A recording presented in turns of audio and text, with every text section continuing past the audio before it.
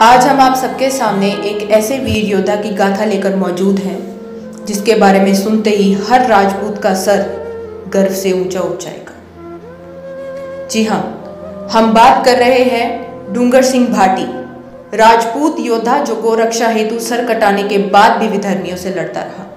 वीर योद्धा डूंगर सिंह भाटी दो दो मेला नित भरे पूजे दो दो थोर, सर कटियो जिण थोर पर धड़ झुकियो जिण थोर। मतलब एक राजपूत की समाधि पे दो दो जगह मेले लगते हैं, पहला जहां उसका सर कटा था और दूसरा जहां उसका धड़ लड़ते हुए गिरा था। जहां मुस्लिम चादर चढ़ाते हैं, सिर कटे धड़ लड़े रखा राजपूती शान राजपूताना वीरों की भूमि है।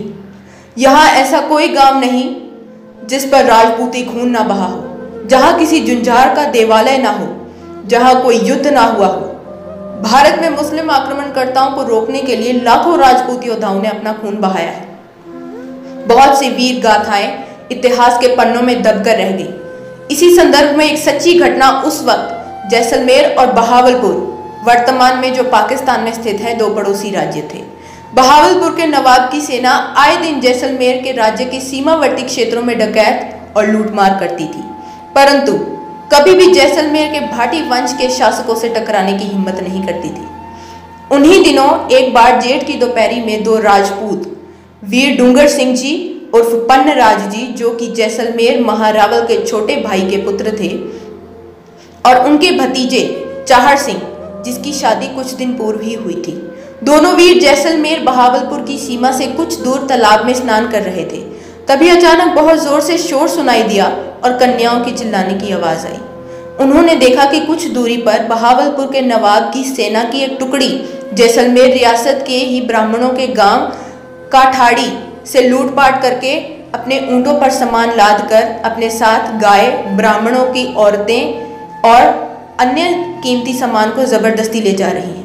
तभी डूंगर सिंह जी उर्फ पन्नराज ने भतीजे चाहर सिंह को कहा कि तुम जैसलमेर जाओ और वहां महारावल से सेना लेकर आओ, तब मैं इनको रोक कर रखता हूं। लेकिन चाहर समझ गए कि काका जी कुछ दिन पूर्व विवाह होने के कारण उन्हें भेज रहे हैं। काफी समझाने पर भी चाहर नहीं माने और अंत में दोनों वीर क्षत्रिय धर्म के अनुरूप धर्म निभाने गौ ब्राह्मणों को बचाने हेतु मुस्लिम सेना की ओर अपने घोड़ों पर तलवार लिए दौड़ पड़े। डूंगर सिंह को एक बड़े सिद्ध पुरुष ने सुरक्षित रेगिस्तान पार कराने और अच्छे सत्कार के बदले में एक चमत्कारी हार दिया था, जिसे वो हर समय गले में पहनते थे। दोनों वीर मुस्लिम टुकड़ी पर टूट पड़े और देखते ही देखते बहावलपुर सेना की टुकड़ी के लाशों के ढेर गिराने लगे। कुछ समय बाद वीर चाहर सिंह भी वीर गति को प्राप्त हो गए, जिसे देख क्रोधित डूंगर सिंह जी ने दोगुने वेश में युद्ध लड़ना शुरू कर दिया।